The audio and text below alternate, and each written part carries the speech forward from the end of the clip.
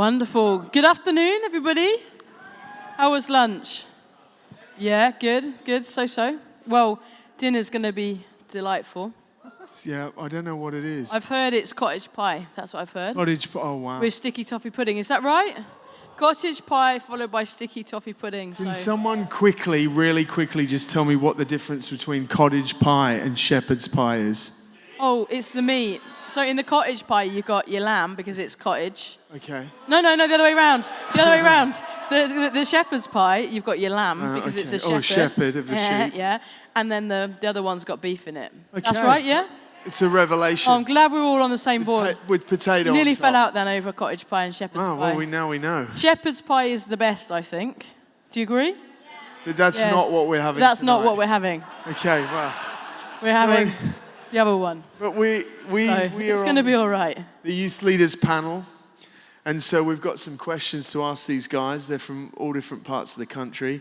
And let's do some introductions. Should we start at that end? Just tell us your name and something about yourself. Yeah, hi guys. I'm Taylor. I'm the youth worker at Teesside Vineyard Church. It's in the northeast of England. It's kind of like an hour south from Newcastle, if that helps, or our local football team's Middlesbrough. I've been there 5 years now, leading the youth, and I have the honor of leading it alongside a great team, and I love it there. And you have 2 jobs, Taylor. What's your other job? Yeah, it's true. I work in a children's residential home for children with learning disabilities. So it's pretty full on, but I know it's where God has placed me, and I'm loving it. It's good, man. Leah, how about you? I'm Leah, and I'm from Soul Survivor Watford. I'm not a football fan, so I don't support Watford, but it's a great place to be, and it's fun and busy. I'm glad to be there. Hi, I'm Lara. I'm the youth pastor at Croydon Vineyard Church in South London, and I've been there for 4.5 years now. Been involved in youth ministry for 8 years now, which is really weird. And I'm full-time now. I do a few other bits in the church as well. But yeah. And so, Leah, you're not a football fan, which is a mistake, but what is your sport? Oh, swimming. Swimming. Is that a sport?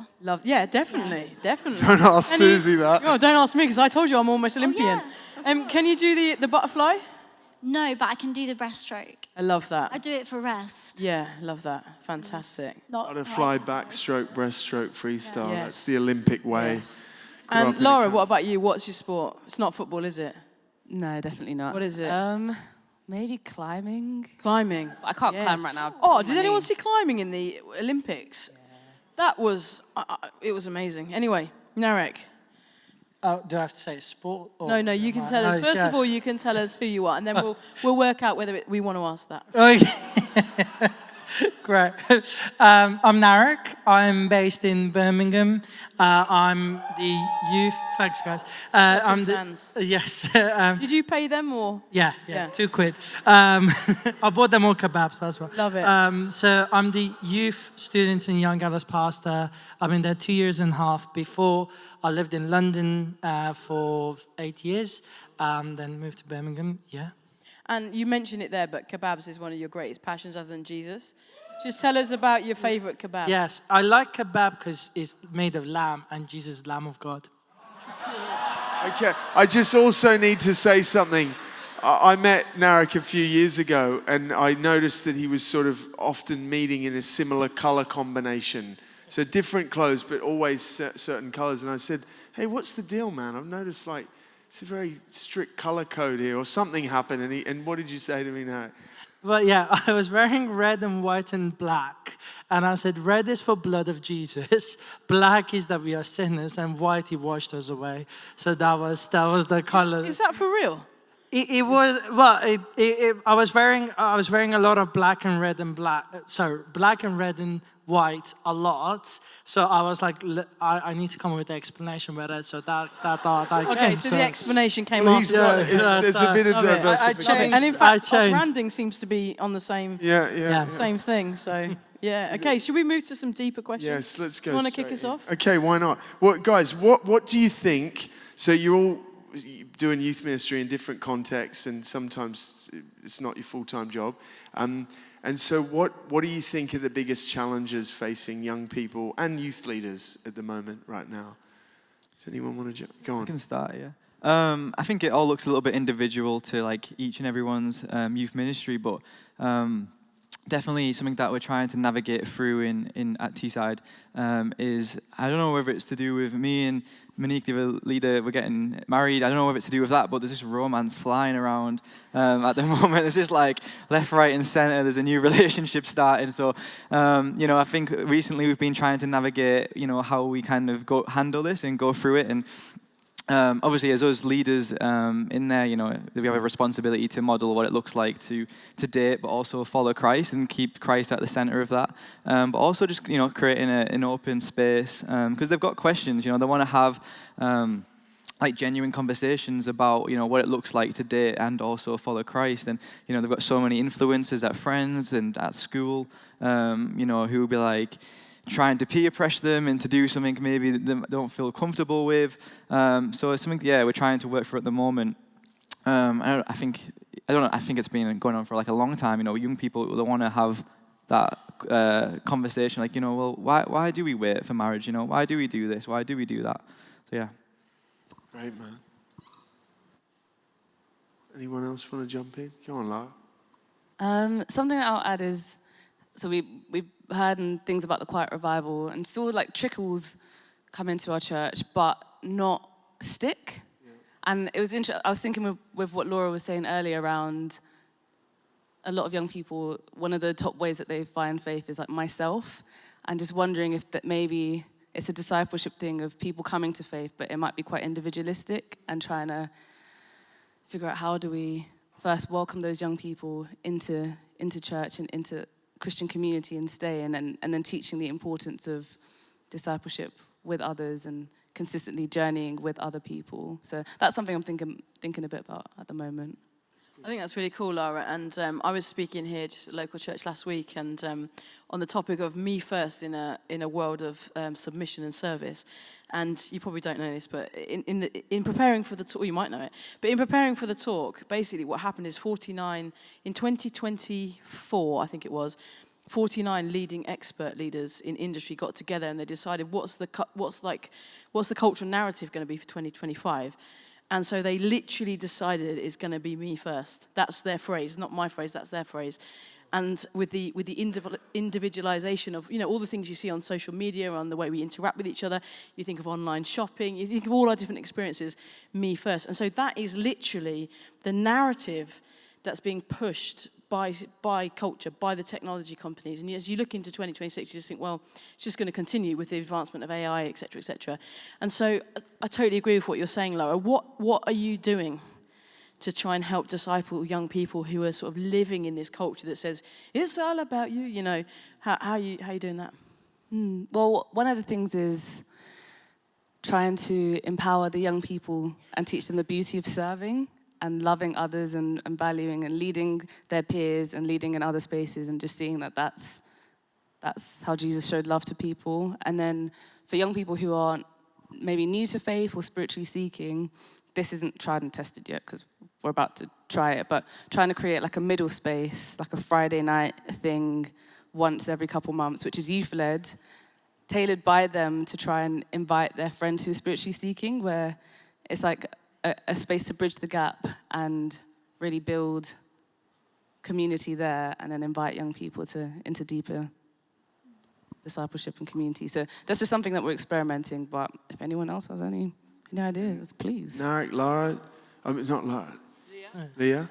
I think one of the biggest challenges we're seeing at the moment is a rise in mental health. So I would say for 2 years now, it's just got worse. And then there's the tension between not getting the right support outside of youth group, so then they're wanting it within youth group. And I think this year, or no, last year, because we're in the new year now, around October, we saw a huge rise where there was a death by suicide in the area. And one of the students that were really connected to us, and it just rippled effect in our youth on a large scale.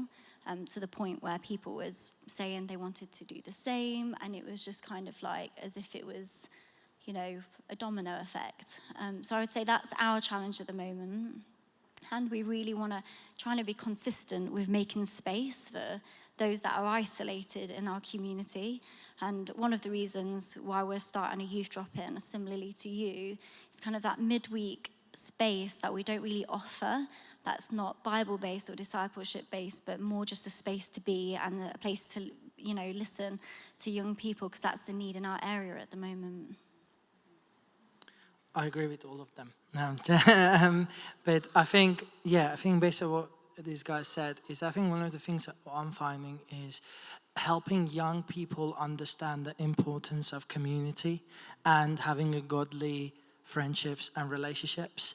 Obviously, dating is a big thing, but also what we are trying to help our young people is not only help them to do dating well, but also help them do friendships well. Like, a lot of them don't know how to forgive a friend who is hurting them. A lot of them don't know how to have those difficult conversations, or how to not gossip. Or we did a series called Connected, where we just went every week different aspect of relationship, how the words you say to your friend needs to be encouraging rather than destroying them. So that's something that I think the reason for that is a lot of these kids are the COVID generation. When their identity was formed, it was during COVID. So they don't know how to communicate or build friendships well. So us as youth leaders, youth pastors, our job is to help them. And the way we navigate it is through, firstly,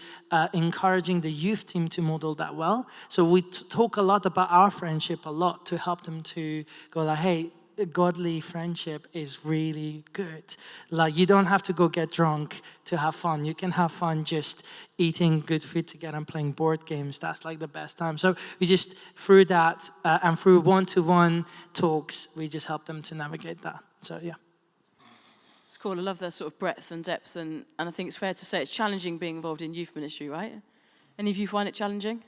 Yeah. Yeah, and I want to move on to talk about racial diversity. And I know for you particularly, Narek and Lara, you've got youth groups that are very racially diverse, and would love to hear how you've been discipling young people from a variety of different cultural backgrounds, and also what have some of the joys and the challenges of that been?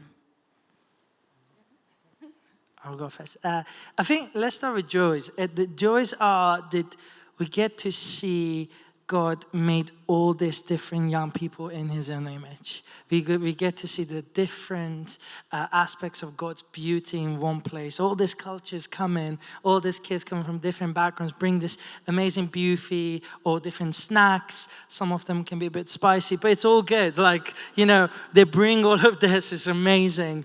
So that's the joy. The challenge is to create a space that everyone can feel belonging, sense of belonging, but also create a space that all of these different people who've been made wonderfully to understand each other, to build friendship with each other. And some of the things that we intentionally been doing, for example, practical stuff would be, we tell our preachers to speak very clearly when we teach. So the kids who English is their second language, they can understand better.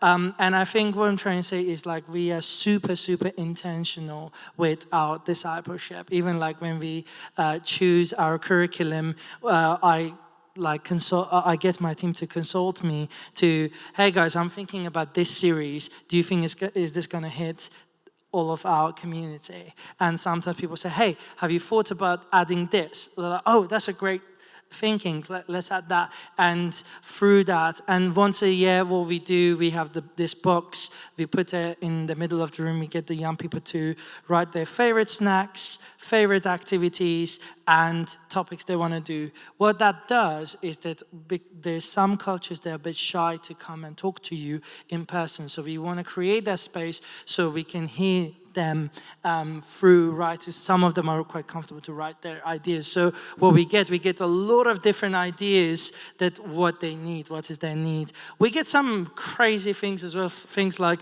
trip to Japan or trip to Australia, which I was like, if your parents pay, maybe. Or like, yeah, so it's great. Through those kind of things, we get to see, young people to belong. But also another thing we find is identity. A lot of kids from different cultures, they really struggle with that identity. And I think our job is we keep trying to, again, create that space that the kids can belong in the space, but not only belong in the space, belong in Jesus. Especially second generation kids who, their parents immigrated long time ago and they are born here. Some of them that I speak to, they say, well, for example, my friend was saying he's Chinese, but Chinese people don't think he's fully Chinese, and he's not also English, and he's just in the middle. He doesn't have a place of belonging. So where he finds his home is in Jesus and in the community. So what we are trying to do, we want to create that community of Jesus to be the place of home. So they come, that's the place that they are loved and they're seen and they are safe. Yeah, I agree with that. And I think it's when you have a group of people from that represent so many different nations, and you can be fully loved and fully known and fully accepted, that is a picture of Jesus' love. And I think seeing that and walking into a room being like, oh, there's someone here who looks like me, or I think that can help young people feel super welcome as well. So that's part of the joy of it, and the tasty food as well. I think a challenge can come depending on maybe shame honor cultures when it comes to certain struggles. So let's say there's a young person who is struggling with their mental health. They might not feel comfortable sharing that with leaders or wanting their parents to know, because for their parents, that is like, you don't talk about this kind of stuff outside of the home. And so that can be a bit of a struggle in terms of discipleship and wanting to see young people thrive holistically with the Lord and with their mental health and things like that, but them not necessarily, how do you steward that and encourage them? You can speak to your parents or walk them through that journey, and when they're a certain age, that's their choice, and that can be quite difficult, particularly with church community. You don't want to be keeping certain things. So that can be quite a bit of a challenge, and I think just really trying to encourage the young people to connect with Jesus and to encourage them to try and speak to parents is one of the things. But something beautiful that I've seen, which I think is almost hopeful for these young people, is I've seen them be cultural translators as well. So an example is not a youth context, but there was a person who was struggling with an addiction, and there was another parent or someone who was from the same culture as that person's parents, and they were able to talk to the parent about the help that was available in a way that almost debunked the shame and showed, this is what this culture is like, this is what things are like here, and so this is the stuff that's available. So I'd almost want to see that in the youth space as well, ways that either the young people can be that for each other and advocate and be cultural translators, or I'm not sure what I'm saying, but it's something around that, being double read and being able to articulate to parents or to young people that things are different, but it's okay, and form more unity around that. It's really good. Can I quick add something on that? Is that having a diverse team of volunteers helps a lot with that, because when you have a lot of different cultures, they help you to navigate discipleship with different young people with different struggles. It's very good. That's really good. And I just wanted to ask on that, actually. One of the things I long to see is more leaders raised up from different diverse cultural backgrounds. And it sounds like you guys have been doing that sort of intentionally. Have you got a few top tips on it? Lara's like, no. I think one of the things that we've been doing, firstly, I will give you an example. So we have a big Hong Kong community in our youth group, which is beautiful, it's great. But there was a time that we were like, okay, there's few struggles is coming, that it's a bit hard for us to navigate with discipleship. So I was like, I need to go find someone who is from Hong Kong and also speaks Cantonese. But my main mission wasn't to just find anyone who's from Hong Kong. My main mission was to find someone who loves Jesus, who happens to be Cantonese. Does that make sense? Is that yes, intentionally we want to try. And he's here. He's such a legend, Jonathan. Shout out to Jonathan. So what I'm trying to say is that we want to be intentional with finding the people who are diverse, but we don't want to token them. We want to find them with the gifting of they are so Jesus-like. So that's the first priority. The second priority is that, yes, if you got a culture of your youth group, you want to find that similar culture to that. The person who comes from the similar culture to that to find them. But the main priority is Jesus-like character, passion for Jesus, then the same. And in that way, you find amazing youth leaders who love Jesus and young people who also can connect. Yeah, that's good. Very good. Just to add to that really quickly, and then when you've got those leaders, it's putting the right people in the right places and not thinking, okay, we need to get someone who looks like this to be preaching, or the person may look like, what are the gifts that the Lord has given that leader, and then put them in those places, or encourage them to be there, because that's where they'll thrive and have the most influence and impact on young people. It's great, Lara. Good wisdom, guys. Taylor, you work 2 jobs, as we established at the start, and so you've got like a pretty relatively big team and a growing youth ministry over the last 5 years that you've or so that you've taken it on. So, what about how do you prioritize discipleship with young people amongst all of those demands on your own life? Yeah, I mean, for me, discipleship, when I think of like what that is, for me it's all relational. A great mentor in my life who's had a big impact on me has always told me that the gospel moves at the speed of relationships. And I think what that means is that, it's not always super fast. Sometimes it's actually slow burning, and it takes time to build relationships with these young people. And I think for me that looks like meeting up at Starbucks with a young person, and you bring your discipleship pack of cards, and you order an overpriced drink, and he just sits there chewing on the straw. Like, honestly, I think he chewed more of the straw than he has the word of God. But but a year later, what we see is this same young person. He's now a year later at the front of church rapping about how Jesus is set him free from anxiety and depression. And like for me, like that's discipleship. Like that's the gospel. And it's great. We can do. I think of a new series with a cool name, and we can stand at the front. But for me, when I really think of discipleship and doing it well, it's the relational side of it, like the check-ins. How are you doing? Or how did this go at school? How was that? It's great, mate. We're going to talk about team. Has anybody got any issues with recruiting team? Has anyone in the room got a team that's like overflowing? It's just so full. If so, we're coming after you. Okay. It seems to me like working and hearing from youth pastors and kids pastors and whatever, speaking with senior pastors up and down the country, it seems like a challenge across the board, right?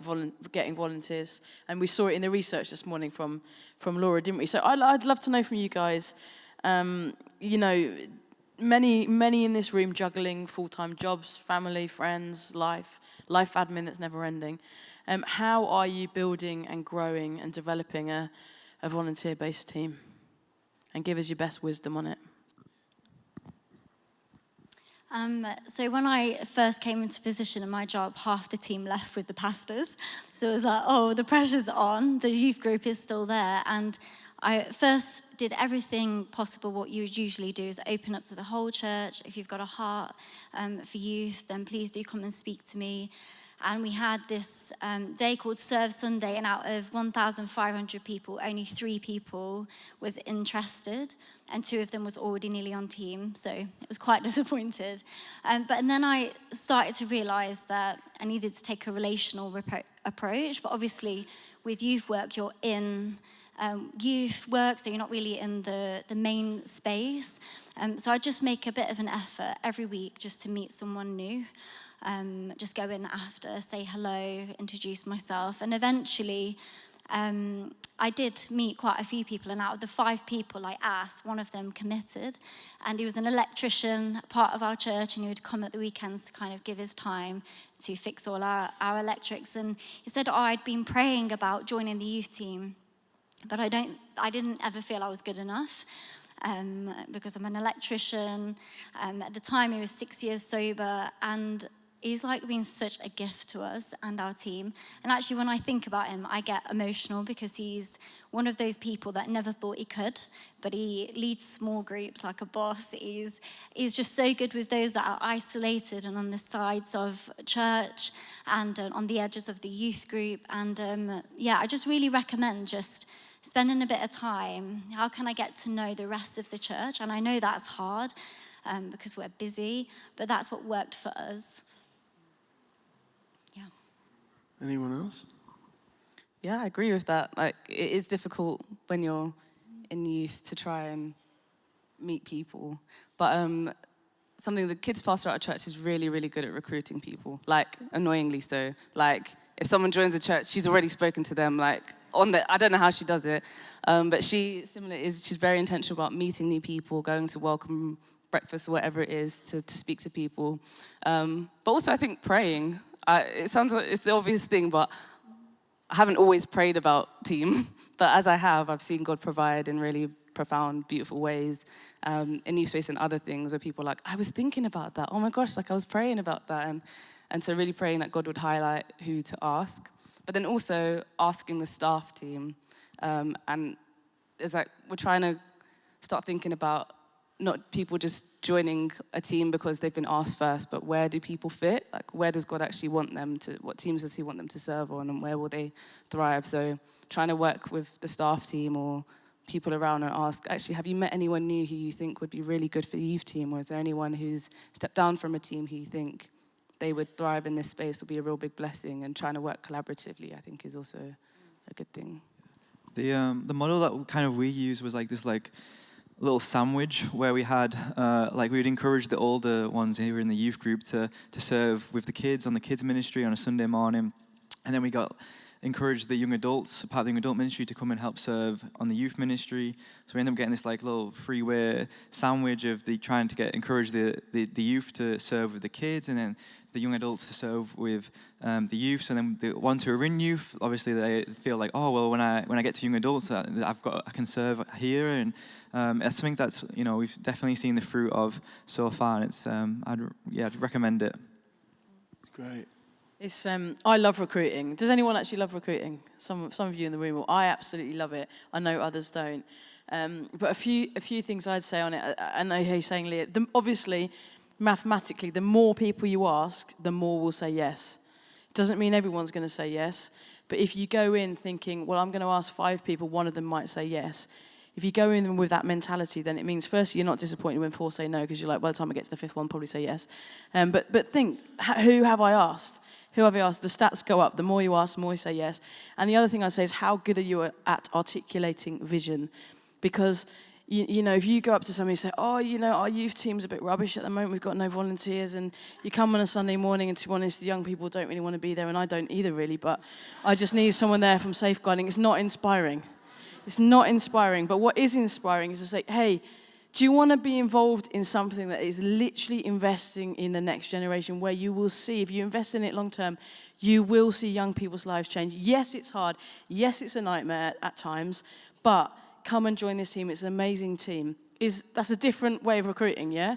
And so recruit to the vision, not to the task, okay? Task needs doing, all the bins need putting out, of course they do, but the vision is the thing that will captivate people. For the summer, we have to have around 600 volunteers to come and serve. Is it a holiday? No. I mean, someone actually said to me they enjoyed their holiday at DTR, and I was like, wow, they were loving it. Well, it ain't going to be a holiday next year.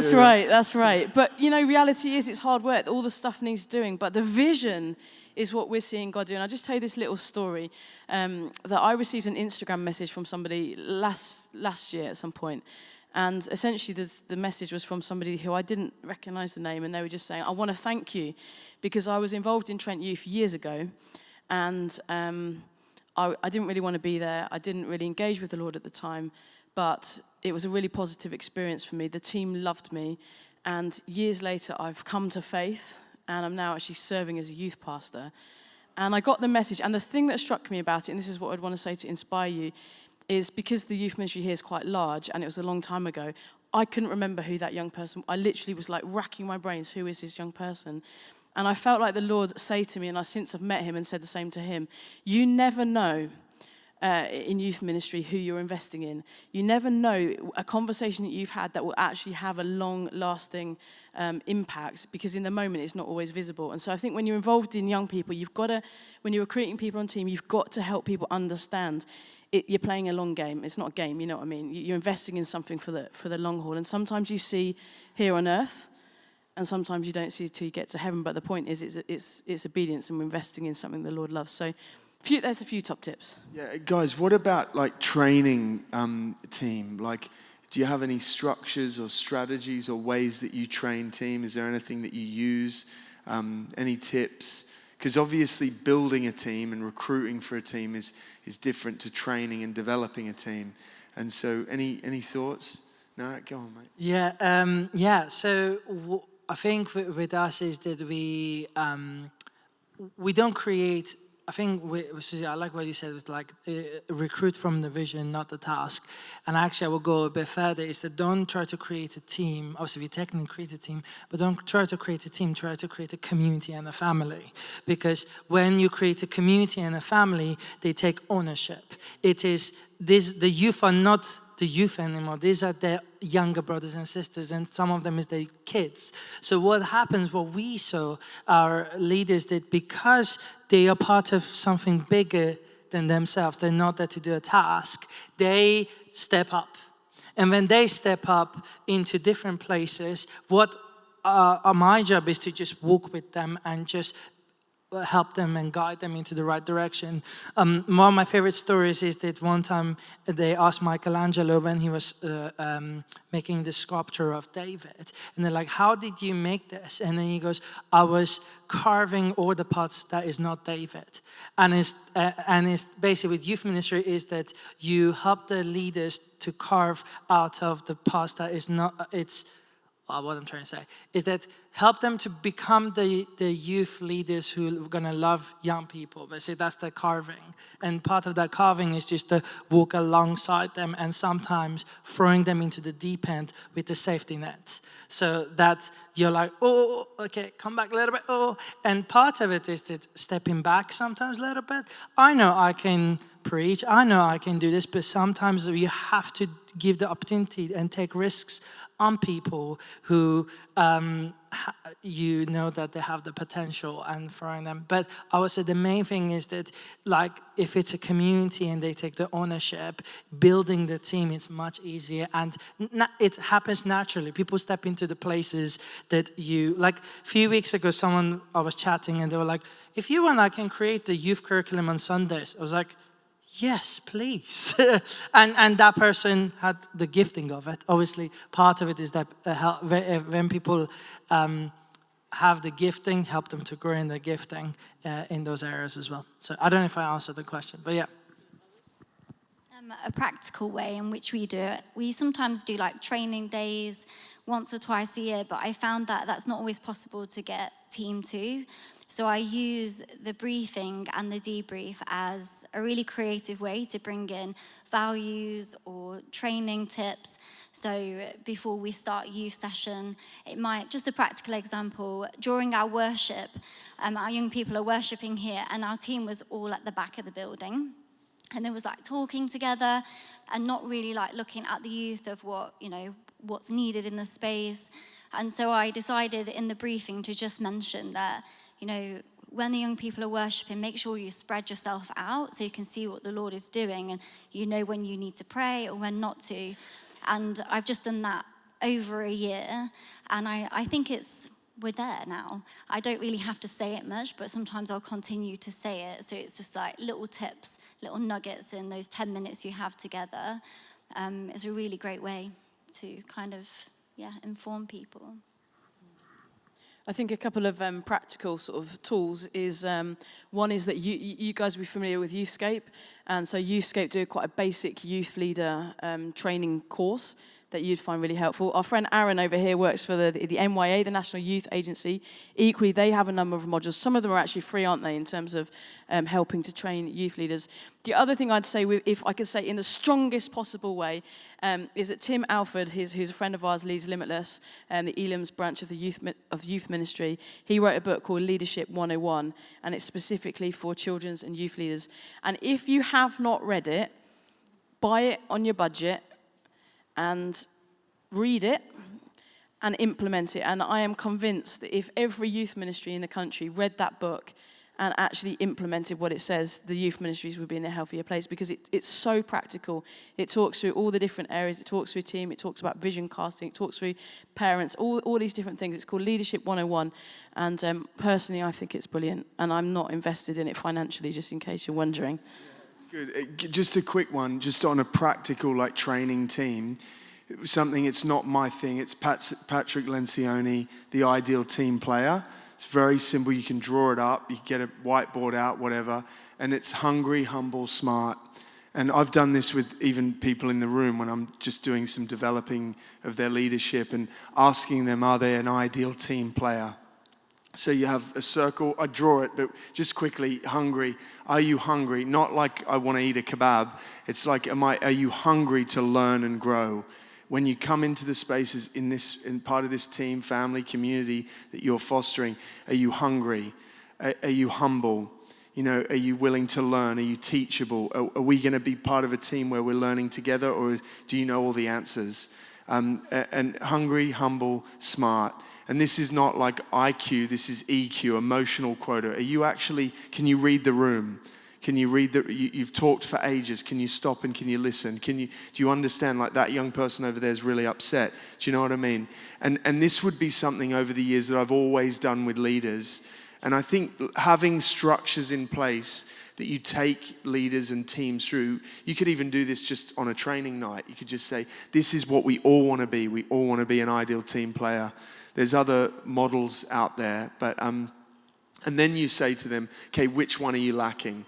I know for years, but the sort of smarts bit, you know, don't always read the room. Someone's over there crying, and I'm too busy like trying to cast the vision here, and they're crying because the vision's too hard. Like, but you haven't noticed it. So these kind of little tools, I don't know. I think that's a good tool to give. Yeah, and also the 5 different levels of what you need in a team, and the basis of it being trust. What's that tool called? Oh, it's Trust by Henry Cloud. Yes, yeah, that's also, is it Henry Cloud? That's it. It's the 5 dysfunctions of a team. If you haven't read that, again, really, really helpful. There's other tools that are helpful, like IRTDMN. Yep. Identify, recruit, train, monitor, deploy, monitor, nurture. I literally do a training thing on this as well. So I can't remember myself. But it's, guys, you identify. So this is just, you could have this on your wall with everyone on your team. So let's talk through identify then. How do you identify? I need more people? team. Okay, I need more team. Right, I need to identify someone. Need to identify. We've been given ideas. Like, I'm asking from the front, but I need to identify. Then whilst we're on identify, so we've gone very granular in this, but I think it will help. There's another thing, fast. So when you're looking to identify leaders, you're looking for someone who's fast, faithful to you, to the Lord, available. There's no point asking somebody who's like, I'm living in Barbados, by the way. You need them here, wherever you are. Servant-hearted, of course, the greatest servant of all, Jesus Christ. We want to be like him, and teachable. That's what you're looking for on I. Then R is recruit. So we've identified someone, then we're going to recruit them to the team, to the vision, not to the task, as was explained. Then IRT, train. We need to train them. The Jesus model was I do, you watch. We do together. We talk about it. You do, I watch. You do, you come back and tell me how it went. Yeah? 4-part model. This is fundamental. Jesus did it. You can read the Gospels. He modeled the kingdom, the proclamation and demonstration. Then he empowered them to do it while he watched. Then he said, I send you out. Then he sent them out. Then he said, how'd you get on? Yeah, the demons, even the demons. So that's training. Deploy. We're deploying people. Hey, you go do it.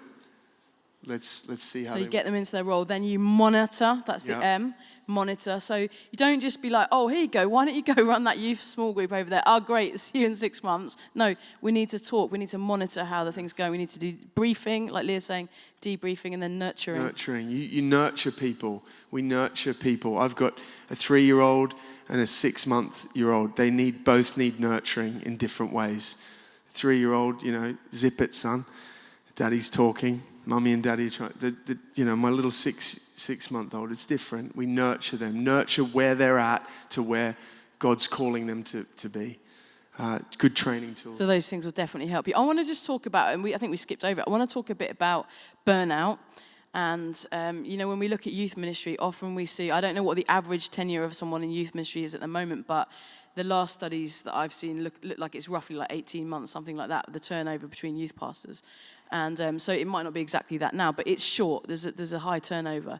And often there's lots of reasons for that, but one of the reasons I think is because it can be highly demanding, and youth leaders, youth pastors, youth team can get to the point where they're just like, I'm done. Like I just feel like giving up. And I'm sure many in the room have been in that place. I've found myself in that place previously, and I just would love to know: have any of you guys found yourself in that place? And if you have, how have you sort of?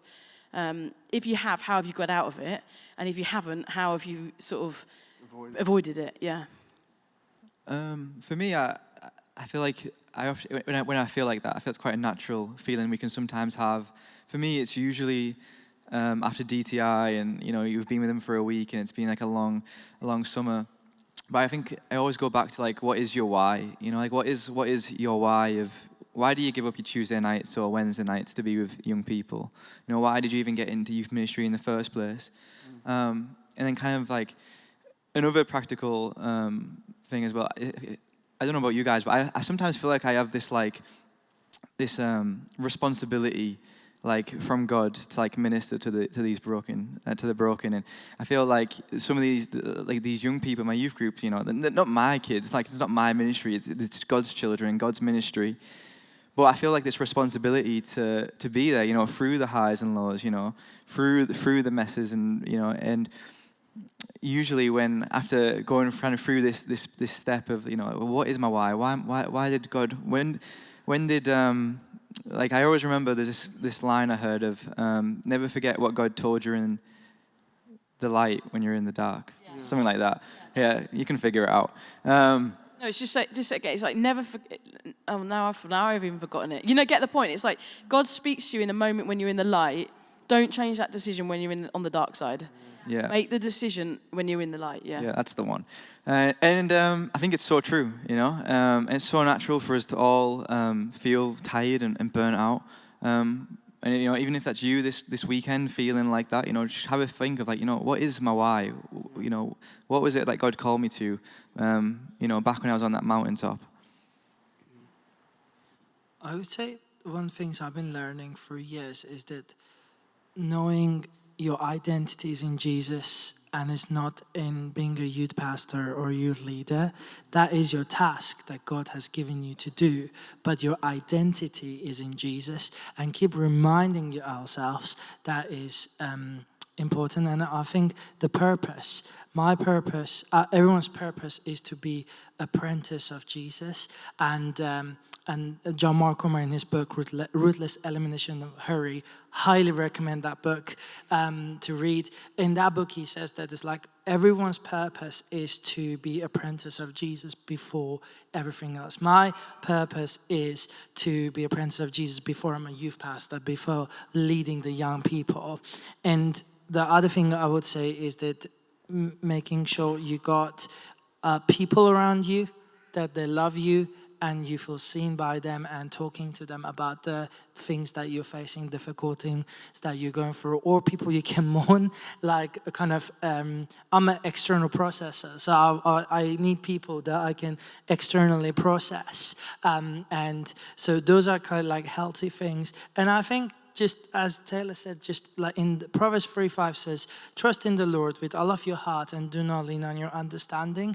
And what does it mean to trust God even if we don't understand what is going on in the context that we are in? Like, I've been investing in this young person many years, but he's not changing. Trust God, he's going to bring he's going to do great things. I've been investing in the youth team, but they're not showing. Trust God, he's going to bring it all together. So it's all about just the three things is, yes, know your identity and purpose, have people around you, and what was the last thing I said? And trust God with all of your heart and do not lean on your understanding. I love it. Are you guys also familiar with like dials, like emotionally, physically, spiritually, how things get vocationally? Do you guys know what I'm talking? Some of you are like, yes, some of you know. Imagine you got your car dashboard, and when you're driving and the petrol starts to run out, that light comes on, and it's like, you are going to run out of petrol if you keep driving in this way. And so think of your life in the different areas. I find it helpful to think physically, spiritually, emotionally, vocationally, like with your job. And sometimes even with like relationships, how are those things really? Not how do you like think if they were presented well they are, but how are you actually doing spiritually? Like, not in your ministry, how are you doing spiritually? How are you doing, how's your physical health? What does that look like? Do you need to make adjustments? How's your emotional health? I think those things, keeping an eye on the dials can be really, really helpful, because if you don't pay attention to one of those dials over time, what happens is you will end up becoming like the petrol is running out and the warning sign comes on. And if you leave that too long, then you do start to run out of petrol, and then you've definitely got a problem. Good. So a couple more before we land. Leah, navigating complexity and change. You've obviously been, you've navigated change and complexity in the life of the church you've been part of. How have you done it? What have you learned? How have you taken young people and team through it? Yeah. It's a big question. Yeah, it is a big question. I'll answer it one way, and I think what I've learned is holding the grief and the hope equally and giving space to both, and then also allowing others to do that as well, and not rushing them ahead and not forcing them into a space they don't want to be, but also gently pointing them to God's faithfulness in that time. Like, we can't lose sight of God's goodness and faithfulness, because that is what leads us to hope, and then hope leads us to future. So I think in the midst of change and looking ahead and getting to that future, it's allowing moments of those Psalm 22 moments of distress. Like, God, where are you in this? I've got no strength. I'm utterly exhausted, but not staying there. And also encouraging them not to stay there, but like leading them on. And I think even in the Psalms 22, when you stay there and you keep reading, you eventually get to Psalm 23, where it's like, we're encouraged to depend on our shepherd, our Father, who guides and leads us and does not leave us. And often in change, I think fear is what we face. We come face to face with fear. What does the future hold? And that scripture actually has been an anchor to me, because in that scripture where we're scared, God is with us, but it's not just with us, He's anointing us. It's a time not to run away, it's a time to stay. It's a time to do the work that God has called us to do, and whether that's to preach the good news, to be there for the lost and the isolated in a time of need and in that time of fear. So I suppose what I've learned in navigating that is taking people from those Psalm 22 moments of distress into dependence with God, and allowing the young people and my team to sit in those spaces. And that's what grounds us, isn't it? Is dependence in Him and Him alone, not what everyone else is saying, but what God is saying over us, and that there's a hope for the future of our youth and church, and also us personally, as those who God has called. And can I just say to you, Leah, it's been a joy for us at DTI to see the youth ministry at Soul Survivor, out of a challenging, very, very tricky situation, grow and thrive and see the health that it is. And we love having you part of the family. It's fantastic. So I know it's not just been you that's put in a serious amount of effort into that, but it's, it's amazing. We've got one last question. Do you want to ask it, and then we're going to do something? Yeah, like we're leading in a time where there's, coming out or still in very much, maybe even getting worse, a mental health crisis and leadership challenges. We're seeing different, well, I suppose those, but how can we lead in a compassionate way, in a kind way, to a generation that is sensitive to the world around them and the issues that are going on around them, and struggling with their mental health? It's a very common thing. It's a good thing that we can articulate it, but how do we draw them to Jesus and draw them out of some of that stuff, where, the struggles? What wisdom have you got, guys? Lara, go on. We haven't heard from you for a while. Yeah, so a couple of things I think of is like the importance of having a village. And I think if a young person is struggling with their mental health, they might be referred to CAMS, their school might be aware, family might be aware, and there's a beautiful space that we have as youth leaders, as mentors in young people's lives. And I think it was at the leaders gathering, there was a lady in the youth session who works for CAMS, was that? And she talked about how CAMS actually wants to hire, or they realise the value of informal youth workers whose job isn't to diagnose young people or to be asking them about their mental health necessarily, but just to be there and to love them. And so I think as a church and as youth leaders, we get to play that role, and we get to not just love them based on what we feel, but love them with the love of God. And so I think that is something that we can do by showing up for young people, by being there, by remembering what exam they've got, by asking them about it, by caring for them and praying for them and investing in them. And then that could be whether we're on team or if we have a young person who are mentoring, then there's that value of being consistent and being reliable and praying for them and showing them Jesus.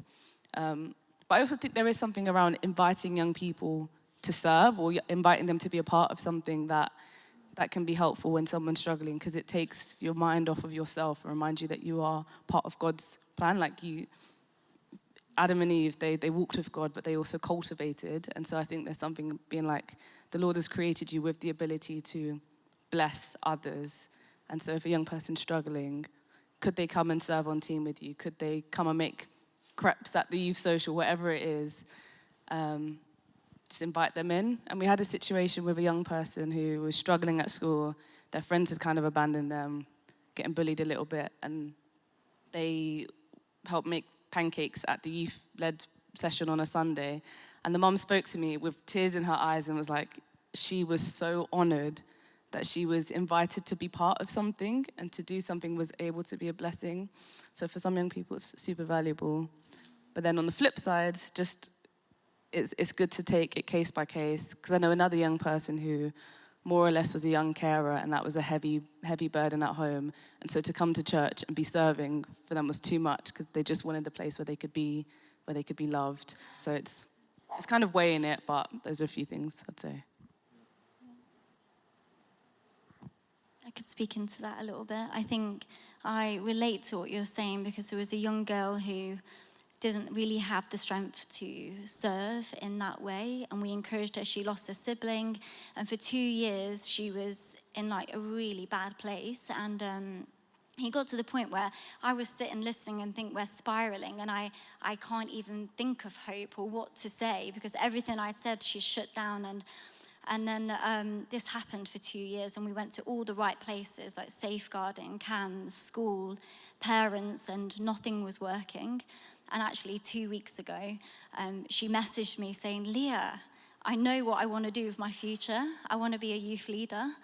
And she says, I want to do what you guys do. I want to do what you do and help others know Jesus, because that's where we lose our anxiety and we gain freedom.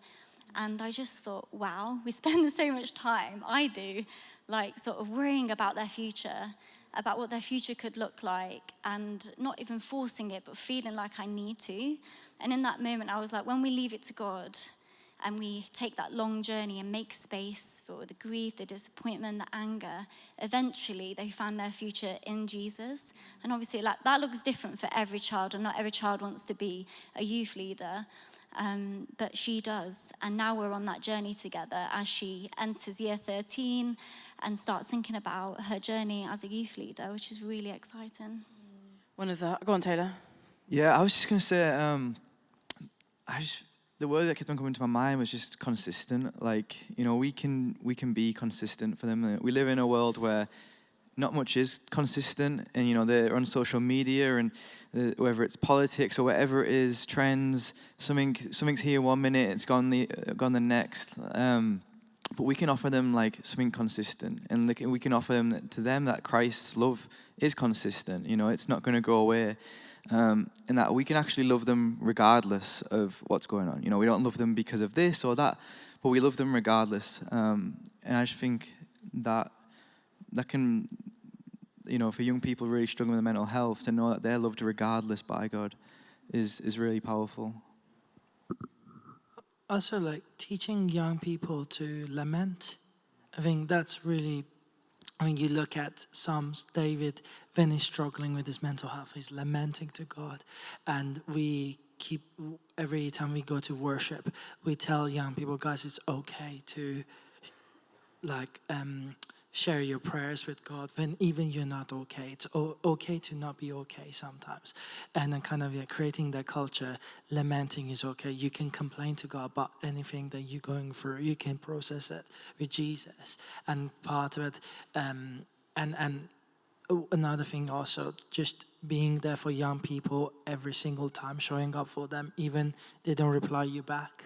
I remember in COVID, there was one guy that I would text him every single day, and nothing. I got nothing. For a month, kept texting, calling, nothing. And then I saw him after COVID, and he came to me, hugged me, and I was like, "Oh, you okay, mate? Like, yeah, all good." And then he was like, "Nara, I just want to say thank you for texting me every day, because at that moment I was so lonely. No one was texting me. Every time a text will come through, I will feel like someone is thinking about me. So don't give up on young people, even if they don't show up. You show up for them. And young people, kind of people who you need to chase them. And that's the model of Jesus, left the 99 for the one. So keep going for the one." That's really, I love that. I love that. He checks them every day. Yeah, wow.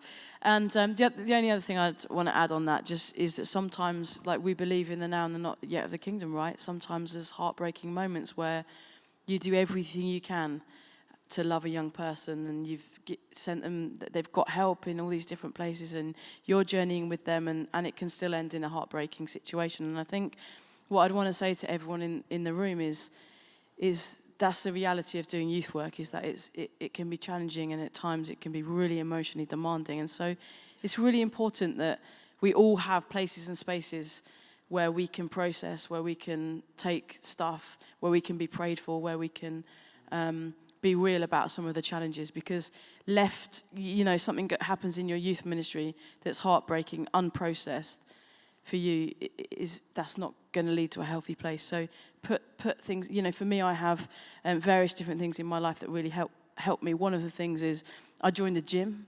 I find it really helpful, like physical exercise. I know I was late to the party, but just really doing that, really helpful. I have a spiritual director who also happens to be a psychotherapist, really helpful. I have a mentor who I talk with. I have friends who, to be honest, out of all of that, who talk to, if I call them anytime, we have a double ring policy. If I ring twice, you're answering, and I'll do the same back.